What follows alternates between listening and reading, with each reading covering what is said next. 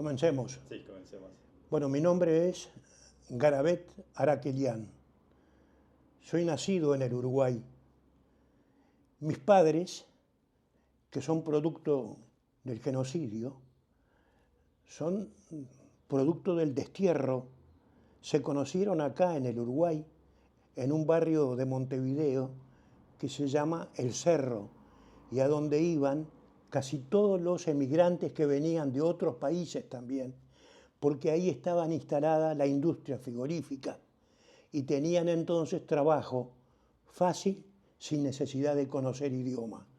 A ese barrio entonces, fundamentalmente integrado por inmigrantes, fueron a dar mis padres.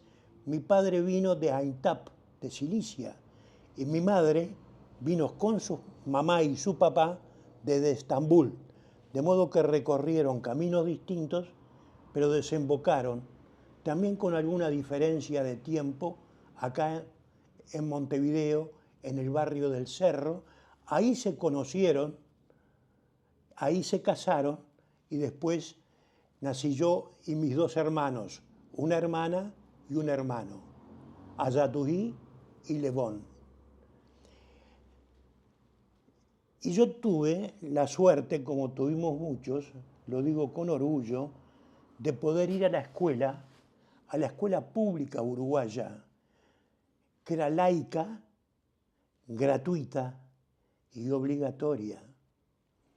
De modo que me formé en un ámbito prácticamente democrático, al ser laico, ajeno a la influencia religiosa, esa es la laicidad, no en contra de ella, pero sí ajena. Me crié con una amplitud de pensamiento que me permitía aceptar cosas diferentes a las mías, pero también reclamar por las mías. Cuando terminé el primer ciclo de enseñanza primaria e iba a pasar a secundaria, en una etapa en que nos daban el pase para la etapa superior. Y ahí, por un concepto clasista,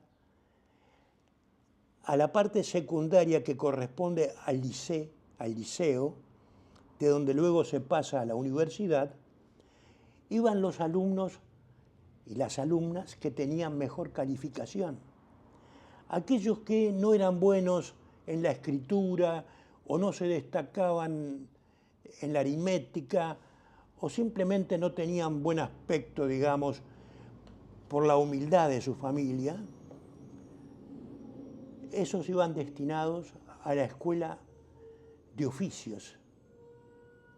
Es decir, que ya existía ese pensamiento de que la persona que va a hacer un oficio es intelectualmente inferior a aquel que puede pasar a la universidad. ¿Y cuál fue mi experiencia personal, mi choque? Que yo, alborozado, contento, fui a decir en casa, tengo el pase para ir al liceo. Mi padre se entera y dice, no, el que decide soy yo. La maestra te da el pase, pero yo decido a dónde vas a ir. ¿Y cómo? Sí, vos vas a aprender un oficio, porque con un oficio vos vas a cualquier parte del mundo y te podés ganar la vida. Y los armenios, por ahora, no tenemos destino fijo.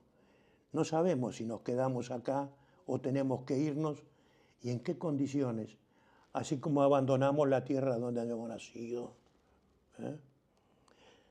Y por esa controversia que fue muy dura con la maestra y con la directora de la escuela que iba, se decidió mi destino y yo fui a aprender un oficio. Y la directora le dijo a mi padre, tiene los dos pases, envíelo a donde quiera, pero la responsabilidad es suya. Y mi padre decidió, y yo fui a la escuela de oficios, que comenzó a llamarse en esa época Universidad del Trabajo del Uruguay. Y ahí aprendí un oficio. Yo soy mecánico en máquinas, herramientas. Después, como lo predijo mi padre, fui al liceo nocturno, hice toda la etapa del liceo y pude ingresar porque lo quise, a los niveles universitarios, pero por decisión propia, ya bastante adulto, con más de 18 años. Y en mis comienzos laborales comencé también a militar sindicalmente, a conocer la vida desde otro punto de vista, de los reclamos. Y ahí me fui entonces incorporando a la lucha sindical y también a la lucha política, porque tenía claro que las ideas y los reclamos hay que defenderlos también políticamente y con una organización política. Bueno, entonces esa es la breve referencia que tengo para hacerte de cómo soy uruguayo, cómo mis padres se conocieron acá en el Uruguay y cómo yo y mis hermanos nacimos acá, pero no perdí contacto con la colectividad armenia, nunca, por lo menos hasta los 20 y pocos años. Siempre tenía mi conexión con la colectividad armenia a través de Unión Juventud Armenia, que es la organización juvenil que responde a la Federación Revolucionaria Armenia, Hojita, la rama juvenil, que no obligatoriamente tenías que ingresar al partido, pero era una etapa previa de formación. Ahí también hice formación política en lo armenio, porque comencé a leer mucho, Hunchak, Tashnak, Ramgabar, esto, aquello, lo otro. Fue caldo de cultivo para entender cómo aquellos que querían romper 700 años de esclavitud bajo el Imperio Otomano pensaban cómo era su futuro y qué hacían para lograrlo. Se presenta el tema del cincuentenario. No nace espontáneamente, ni nace por decreto. Yo era un solitario dentro de la colectividad y dentro de Unión Juventud Armenia, solitario desde el punto de vista del pensamiento, ¿no? Y había tratado de abrir un camino ahí en Unión Juventud Armenia, donde se rompieran en cierto modo algunos elementos limitantes que existían y los armenios comenzaran a vincularse con otros movimientos de liberación, con otro pensamiento distinto, como para ir elaborando un pensamiento propio. Y lo principal y lo fundamental era conocer la región en la que estábamos instalados.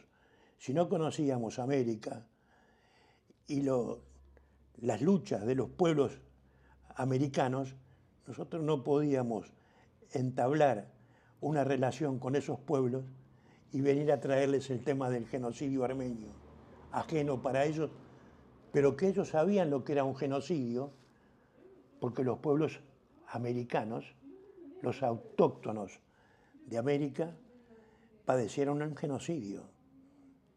Y vaya que padecieron genocidio. Y entonces, para encontrar una lengua de comunicación, tomar lengua le dicen a eso. En armenio le dicen lezu arab. Teníamos necesidad de hablar igual que ellos y hacernos entender. Bueno, te comento que fue un movimiento, algunos adeptos, muy pocos, pero que quedó arrinconado.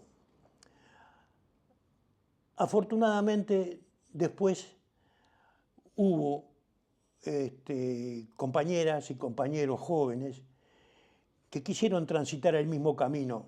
Destaco entre ellos a Coriunas Aroñán, con quien trabajé íntimamente ligado en comunidad de ideas y de pensamiento y de acción, que él, con una diferencia de 5 años, menor que yo, sin embargo captó lo que yo quería transmitir y lo mejoró incluso, lo dijo mejor, con otro ímpetu y con otro tipo de relacionamiento que la juventud de él permitía. No olvides que 5 años de diferencia cuando sos joven, entre los 20 y los 30 y algo, es una diferencia muy grande. Él era 5 años más joven que yo, pero él impulsó y fue de los que ayudó a abrir los límites y las limitaciones. Y con él estábamos encarando qué hacer cuando viene el cincuentenario. Pensábamos y decían, todavía faltan 10 años, faltan 5 años, faltan tantos años, esperen un poco, ¿qué van desde ahora? ¿Qué vamos a hacer? No hay que pensar, desde ahora hay que pensar, pero no, esperen. En el fondo, también acostumbrados a la sumisión, los armenios, esperaban las directivas, no tenían iniciativa propia. Una vez que le decían hay que hacer esto, sí tenían ímpetu para hacer, pero jamás tomar iniciativa en otro sentido, porque eso significaba indisciplina. Era una forma de limitación muy brava. Era como el pecado en la religión. ¿Sabes? ¿Cómo vas a ser indisciplinado? Nuestra fuerza está en la disciplina. ¿Qué disciplina? ¿Y para qué? Entonces, ese tipo de cuestionamientos que yo comencé a hacer cuando muy joven y que seguimos haciendo con Coriún Aharoñán después, marcaban un estilo, una presencia molesta. La piedrita en el zapato éramos. Pero resultó que cuando llegaron las directivas, 3 años antes o 2, de alguno de los partidos políticos internacionales de los armenios, esas coincidían con lo que nosotros estábamos proclamando. Te comento que Coriún y yo integrábamos en ese momento las filas del Tashnaktutyón. Éramos disciplinados militantes. Hacíamos lo que nos decían que teníamos que hacer, pero nos tomábamos la libertad a veces de hacer cosas que no nos decían que hiciéramos, y entonces fuimos abriendo camino. Y te hago una síntesis porque es importante esto que te digo. Preguntamos en aquel momento, muy bien, ¿y qué hay que hacer en el cincuentenario? Nos dijeron, hay que hacer algo distinto. Completamente de acuerdo. ¿Qué es lo distinto? No, algo grande. ¿Cuán grande?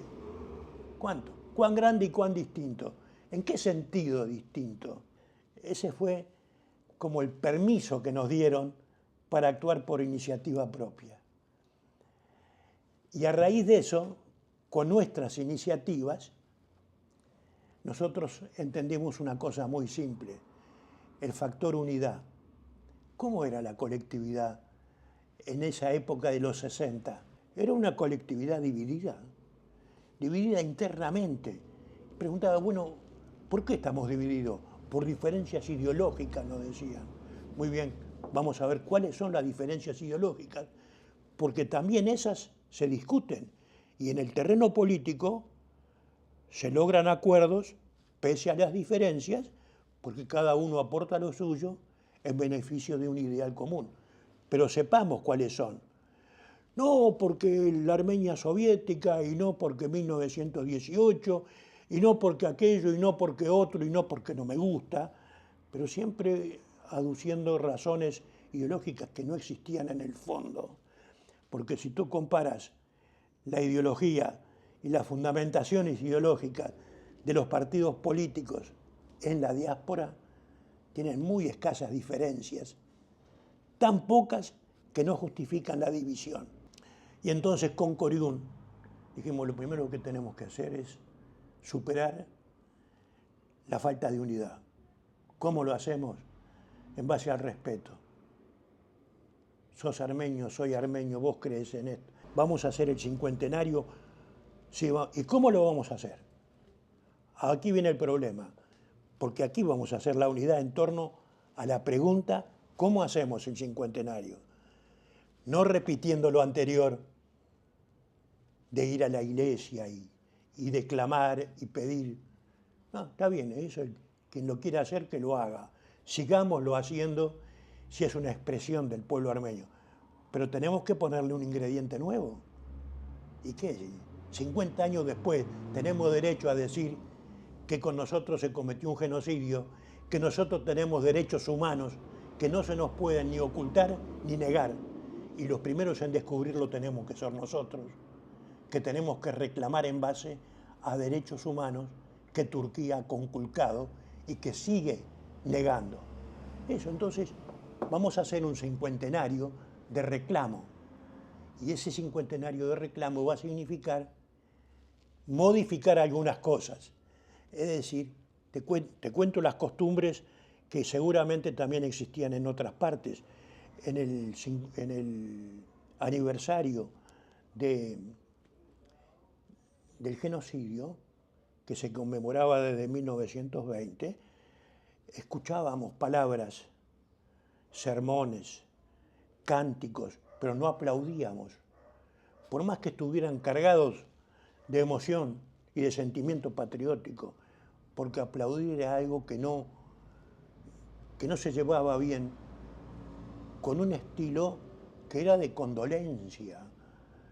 Y ese era el espíritu que nosotros quisimos cambiar y cambiamos en el cincuentenario.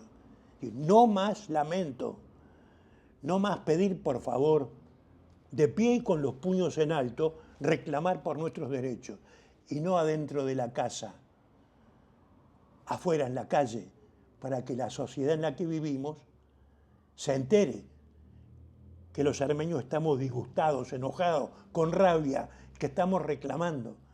Y bueno, eso fue lo que hicimos.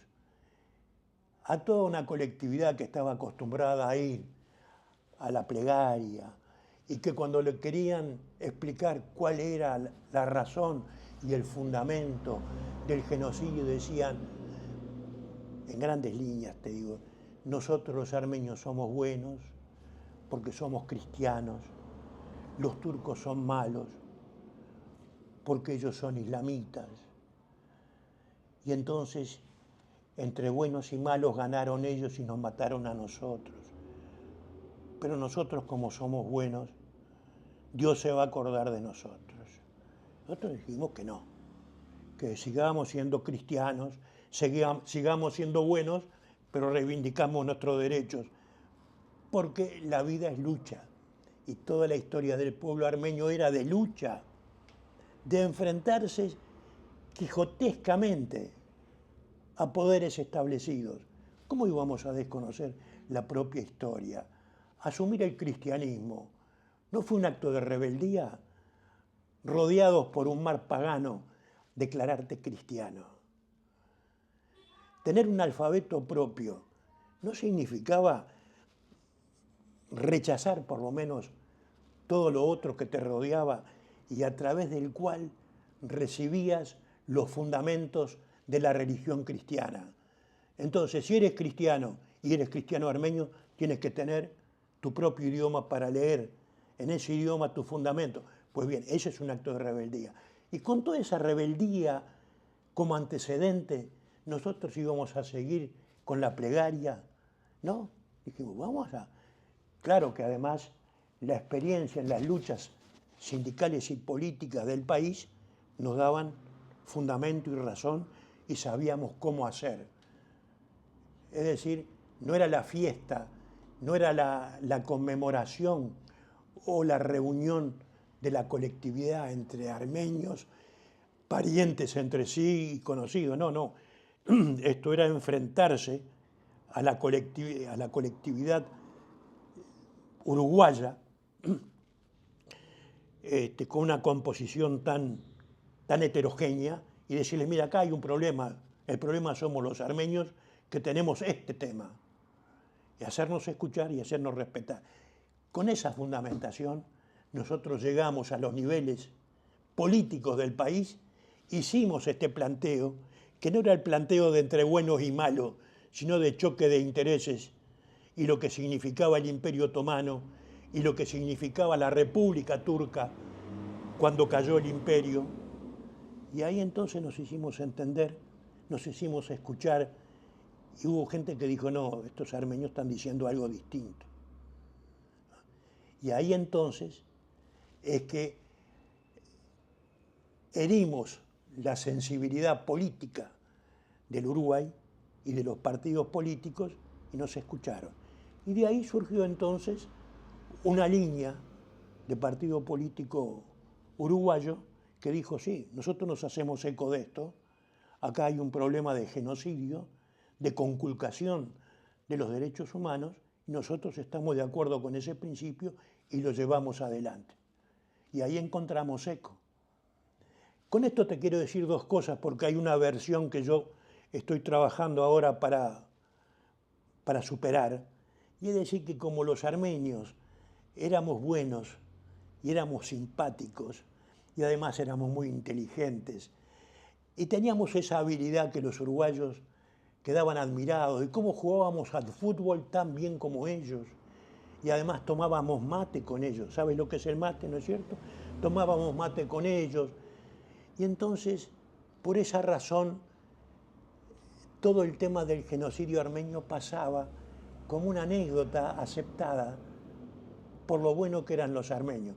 Pero cuando llegó el momento, como está sucediendo ahora nuevamente, de decir de qué lado están los intereses y cómo se definen ideológicamente, porque Turquía ya jugaba en aquella época, ya tenía su peso, bueno, ahí entonces fue cuando se hizo sentir la fundamentación ideológica del genocidio y por qué nosotros nos apoyamos en una corriente política uruguaya para llevar adelante una ley que la hizo sin ninguna duda ese partido político uruguayo, pero que no fue regalo, la conquistamos nosotros.